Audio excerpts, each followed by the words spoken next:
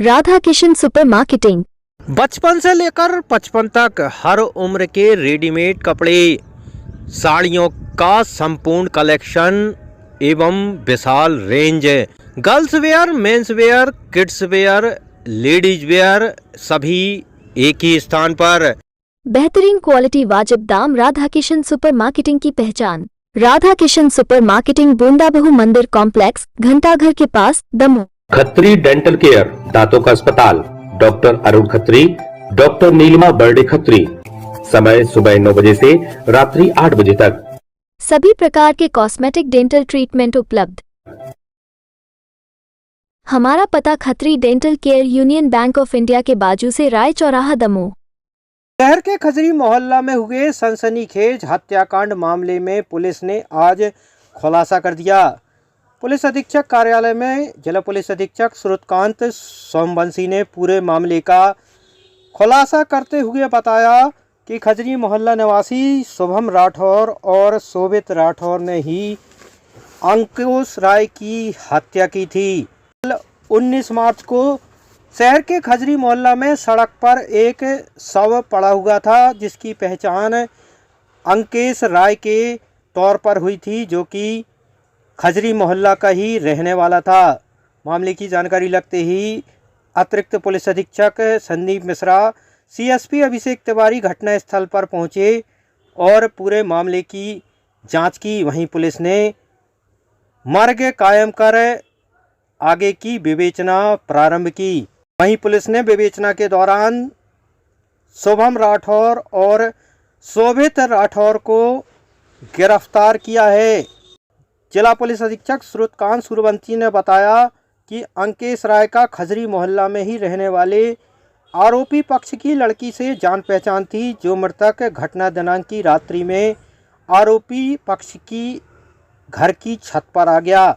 मृतक अंकुर राय के आने की भनक आरोपी शोभित और शुभम को लग गई और आरोपी शुभम और शोभित ने मृतक अंकेश के साथ आरोपियों की घर की छत पर मारपीट की एवं उसे छत से नीचे फेंक दिया। वहीं नीचे आकर सड़क पर पड़े हुए मृतक अंकु उर्फ अंकेश के शरीर पर आरोपियों के घर रखे हुए गैस सिलेंडर को मृतक अंकेश के सिर पर पटक कर उसे गंभीर रूप से घायल कर दिया, जिससे उसका सिर फट गया और उसकी मौके पर ही मौत हो गई।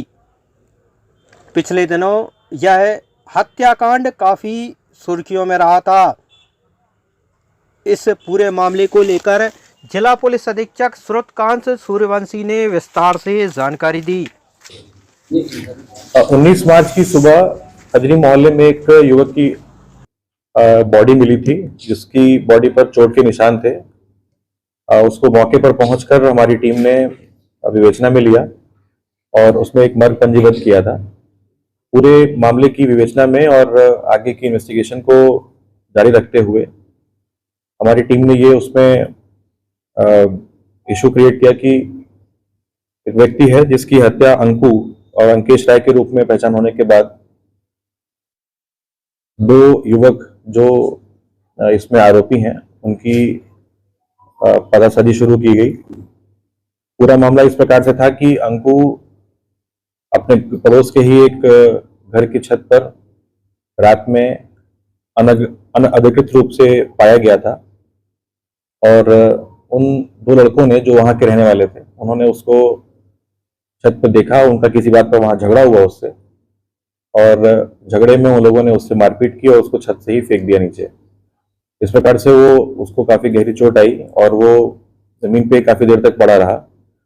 और गुस्से में जो इसमें मुख्य आरोपी हैं शोभित और शुभम, इन लोगों ने जो घर में सिलेंडर होता है उसकी मदद से उसके सर पे चोट कारित की, जिससे उसके सर पे गंभीर चोट लगी है और वो वहीं पर उसकी मौत हो गई। हमारी टीम ने फोरेंसिक की जांच करवाते हुए और तमाम सभी जितने भी पहलू होते हैं उनको जांच में देखते हुए इन दोनों आरोपियों को गिरफ्तार किया है।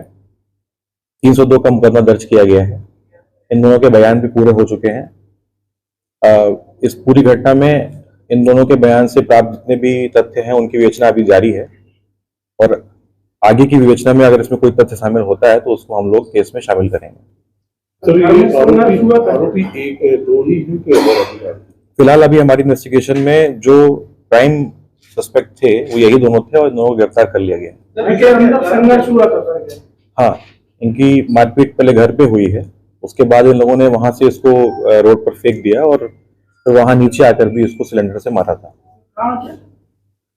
जो अभी फिलहाल इन लोग की इन्वेस्टिगेशन और इनकी पूछताछ में सामने आया है कि वो लड़का उनकी छत पर अनधिकृत रूप से पाया गया था और इस बात को लेकर दोनों पक्षों में विवाद हुआ और उसके बाद इन लोगों ने वहीं पर उसको से मारपीट की, जो कि छत पे भी कुछ खून के धब्बे हमें मिले थे जिनको हमने फोरेंसिकली इन्वेस्टिगेशन में शामिल किया है और उसके बाद इन लोगों ने उसको जमीन पे फेंक दिया था। घटना कारित करने के बाद ये आरोपी भागे हैं, भागने में सहायता किसने की और कहाँ भागे? घटना कारित करते समय ये लोग वहां पर मौजूद थे। उसके बाद ये लोग पहले हम लोग को जो सूचनार्थ बहुत सारे हमारे मुखबिर हैं उनसे पता लगा कि इनकी लोकेशन सागर में है। उसके बाद इनको हमने ललितपुर से अप्रहेंड किया था। साथ में इनके जो इनको सहायता करने वाले हैं उनके भी हम जांच कर रहे हैं कि उनकी सहायता किस एक्सटेंट थी और अपराध में किस श्रेणी तक वो शामिल की जा सकती है, तो अभी विवेचना का विषय है। आगे आने वाले टाइम में उस पर भी हम लोग विचार करके निर्णय ले लेंगे। मृतक पर पूर्व कुछ मामले थे दर्ज। इसके अलावा इसकी वैसे भी जो लोकल सूचना संकलन से हमें सूचना प्राप्त हुई थी उसमें मोहल्ले में इसकी शोहरत अच्छी नहीं थी व्यक्ति की। इस संबंध में भी हमें सूचना मिली थी। उसके अलावा और ऐसा कोई बहुत गंभीर मामला नहीं था। ये सिलेंडर घर में छिपा गए थे, साथ में लेके गए थे, छिपा गए थे मोबाइल वगैरह के जो पार्ट मिले थे जैसे कैमरा लीड वगैरह जो मिले थे, मोबाइल भी वो मौके से बहुत सारे साक्ष्य प्राप्त हुए हैं और सिलेंडर जो है वो घर में ही छिपा गए थे। बाकी कुछ और भी साक्ष्य इसमें वहीं मौके से बरामद हुए हैं जो इन्वेस्टिगेशन में इम्पोर्टेंट साबित हुए हैं। सर ऐसी सूचना मिली थी कि जो मर्डर जिनने किया है उनने किसी को फोन किया और उसमें भी ये बात आई है कि हमने हत्या कर दी, क्या सच है? कॉल डिटेल्स की एनालिसिस अभी शामिल नहीं की गई है इसमें। नो डाउट कि कॉल्स पे जो बातें हुई हैं उसका कोई साक्ष्य अवेलेबल नहीं है, लेकिन कॉल की टाइमिंग और बाकी चीज़ों को हम जो भी टेक्निकल एनालिसिस में शामिल कर सकते हैं उनको शामिल करेंगे इसमें। सर रात में जब इनमें झगड़ा हुआ तो निश्चित रूप से आवाज भी बहुत आई होगी, क्या इस मामले में कोई आई विटनेस भी है या सर पुलिस ने केवल साक्ष्य के आधार पर उनको पकड़ा है? आई विटनेस के रूप में इसमें जो जिस व्यक्ति द्वारा पहले इन लोगों से बात की गई थी उसने ये सूचना दी है। आई विटनेस के रूप में तो उसको अभी शामिल नहीं किया है, लेकिन इन लोगों के वहाँ होने की सूचना के संबंध में हमारे पास एक साक्ष्य है जो ये बता रहा है कि ये वहाँ पर मौजूद थे और इनका झगड़ा हुआ था। सर मृतक के परिजनों ने घटना दिनांक को ये बताया था कि पुरानी रंजिश है, पहले कुछ लोगों के नाम लेके उन्होंने धमकाया भी है, उनका क्या भी जुड़ा हुआ है? मृतक के परिवार की स्टेटमेंट्स हमने लिए हुए हैं। उनकी तरफ से बहुत सारी और भी चीज़ें शामिल करने की कोशिश की गई हैं।